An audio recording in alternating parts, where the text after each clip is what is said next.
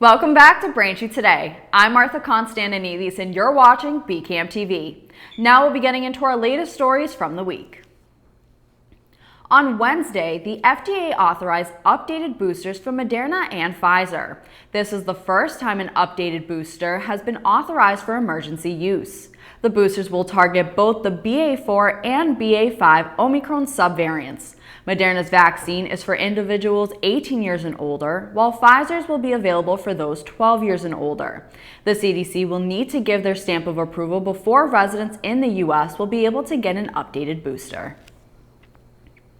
This school year, Boston Public Schools will not require masks district-wide as students begin to make their return to campus next week. BPS is already in the process of scheduling COVID-19 and flu vaccination clinics at schools this year. They also hope to bring back the send-home COVID-19 test kits regularly as well. The only time masks will be required is if specific schools or classes are seeing case clusters. Masks will still be highly encouraged for both students and staff and will remain required when entering any school health offices. Anyone exposed to COVID will be required to wear a mask, as will students returning from isolation within 10 days of their first positive test. For 4 straight weeks, COVID-19 cases both statewide and on the South Shore have been steadily declining, while the number of people hospitalized with the virus continues to inch upward. In Massachusetts, the daily rate of COVID-19 cases per 100,000 people dropped from 17.5 to 16.5 in the 2 weeks ending on August 20th. Hospitalizations, on the other hand, have slowly but surely been increasing. Last Thursday, 587 hospitalizations were reported, an increase of 5 from the previous week and 12 from 2 weeks ago. Only lab-confirmed cases are included in the state health department report, not those found with home test kits. Although the state is not reporting daily COVID-19 health trends anymore, the Mass DPH is still monitoring and reporting health trends on a weekly basis.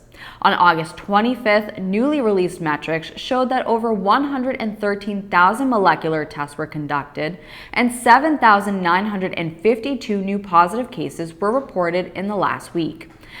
As of August 24th, 182 people are hospitalized in Massachusetts and 67 are in the ICU. 38 new deaths were also reported in the last 7 days. The town of Braintree also continues to monitor COVID data from the state. In the last week, the town hall hasn't reported any new positive cases. The town hall website currently shows a total of 11,078 positive cases since the start of the pandemic. There have been no new fatalities reported in 4 months, keeping Braintree's total deaths at 137. Thanks for watching Braintree Today. We'll be right back with more after the break. The COVID-19 vaccine doesn't contain the virus, so you can't get COVID from the shot.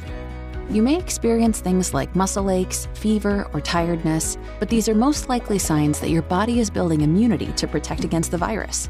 Learn more. Welcome back. The town of Braintree has switched to Phase 3 in the water restriction plan. Outside water use is only to be permitted from the hours of 6 p.m. to 9 p.m. When reservoirs are below 60% full, Phase 3 restrictions must be implemented. Braintree is among a number of communities that are tightening up restrictions on outdoor water use due to the continuing drought. Under the restrictions, use of sprinklers and soak hose are prohibited.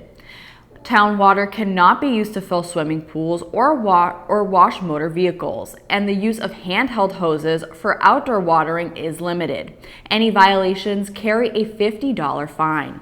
Braintree, Randolph, and Holbrook are served by the Tri-Town Water District, which now restricts outdoor water use to a handheld hose between 6 and 9 p.m., as the district's reservoirs have fallen below 60% of capacity.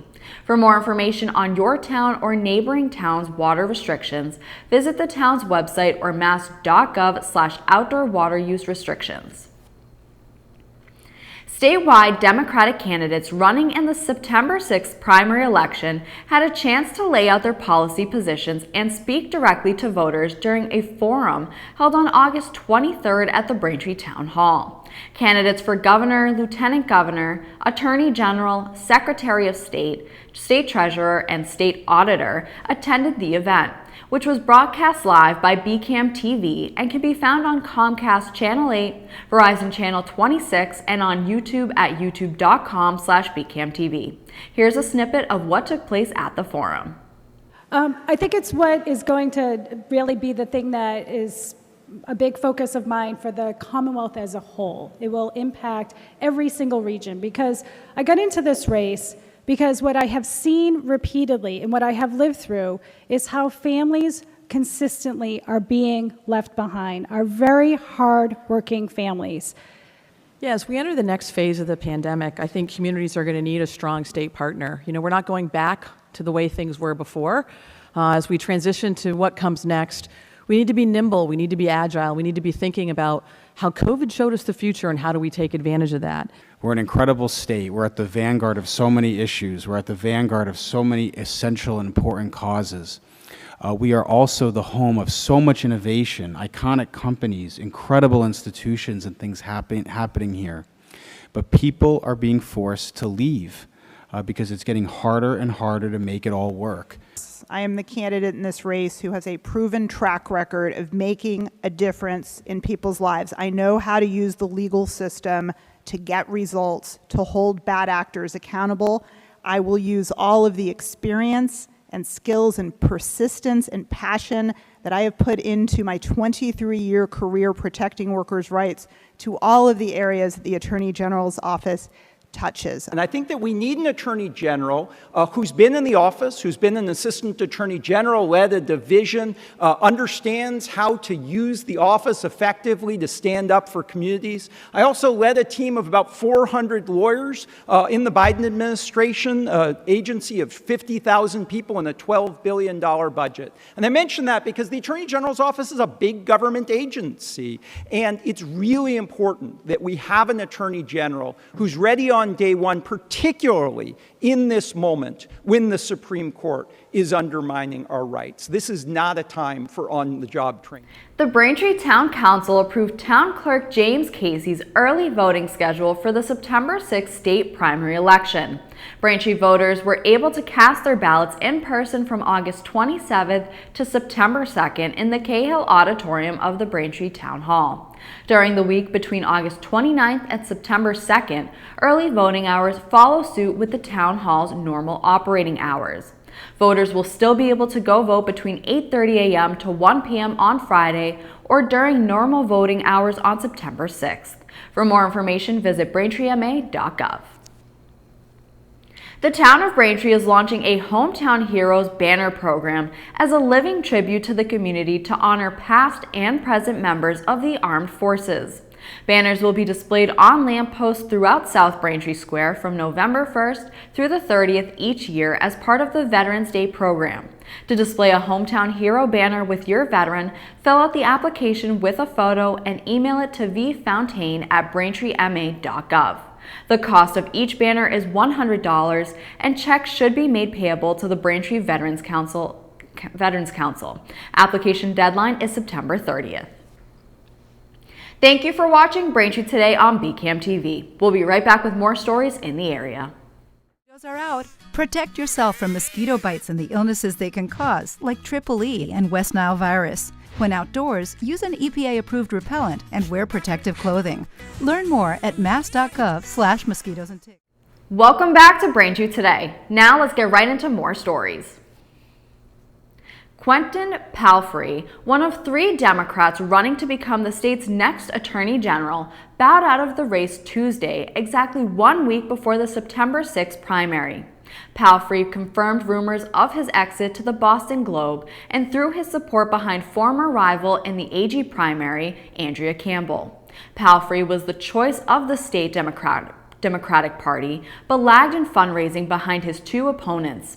Palfrey later published a series of tweets describing his decision to drop out, included a tweet that read, quote, "This office and this campaign matter a great deal to me and to a lot of people, and it has become clear to me that we were not going to be successful in this campaign," end quote.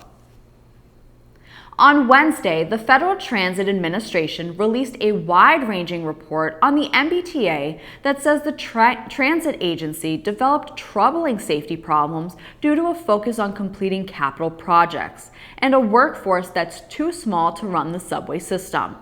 The FTA has ordered the T to address 4 new special directives covering areas like safety communications and balancing the funding of new projects versus day-to-day operations. The 90-page FTA report was released shortly after Governor Charlie Baker on Wednesday morning filed a supplemental $1.6 billion budget proposal, which includes $200 million for the MBTA. The report found an increase in severity of incidents in the subway system dating back several years, saying the increase in safety incidents coincided with the MBTA focusing on the system upgrades and expansions while not investing in personnel.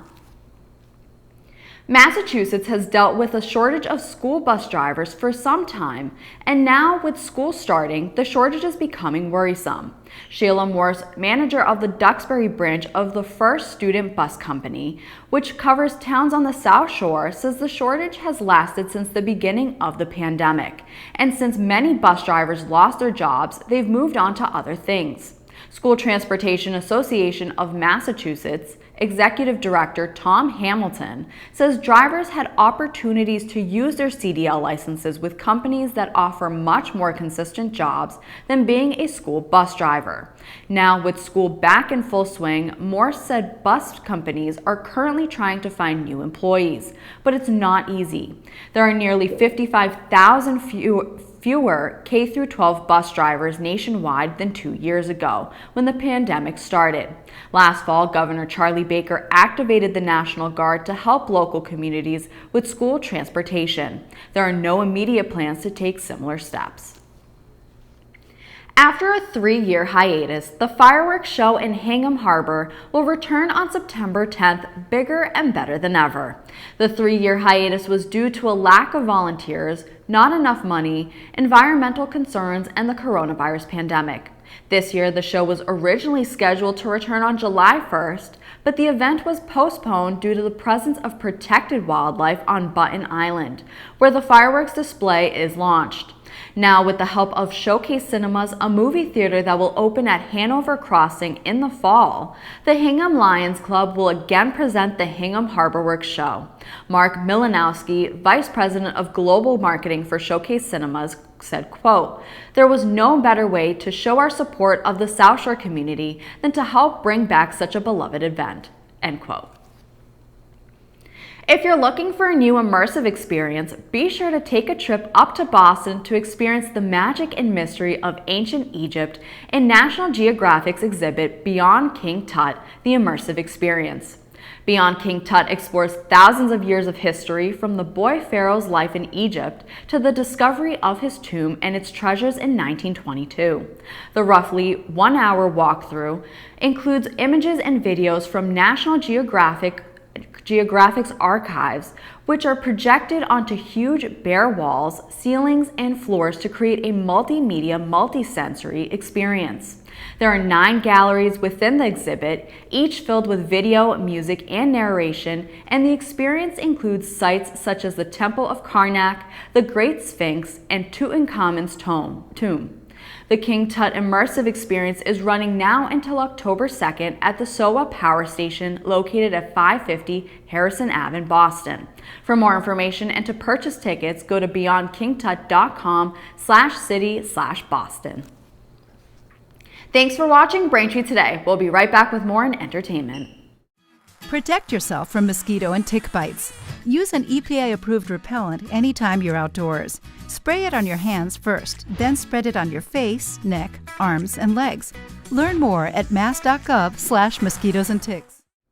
Welcome back to Braintree Today. Now, here are some new thrilling movie recommendations in theaters now.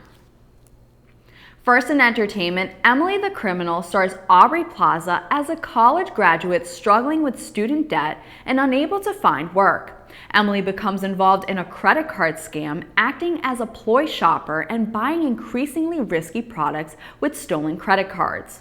The scam ultimately pulls her deeper into the criminal underworld of Los Angeles and leads her to deal with some deadly consequences.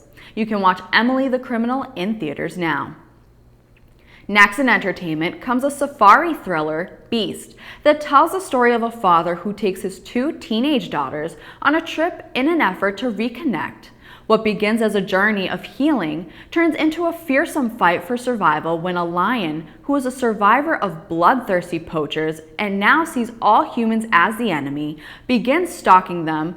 They find themselves being hunted down by the massive lion, who is intent on proving that the savannah has but one apex predator. You can watch Beast in theaters now. And finally in entertainment, Oscar-winning Jordan Peele who redefined modern horror with Get Out and Us, now gives us the expansive horror epic Nope.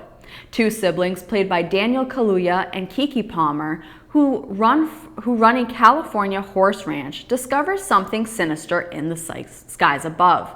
The siblings try to capture footage of the mysterious phenomenon, while the owner of an adjacent theme park, played by Steven Yeun, tries to profit from the mysterious otherworldly phenomenon. You can watch Nope in theaters now. That'll do it for news today. I'm Martha Konstandinidis, and thank you for watching Braintree Today on BCAM TV. Stay safe, and we'll see you next time.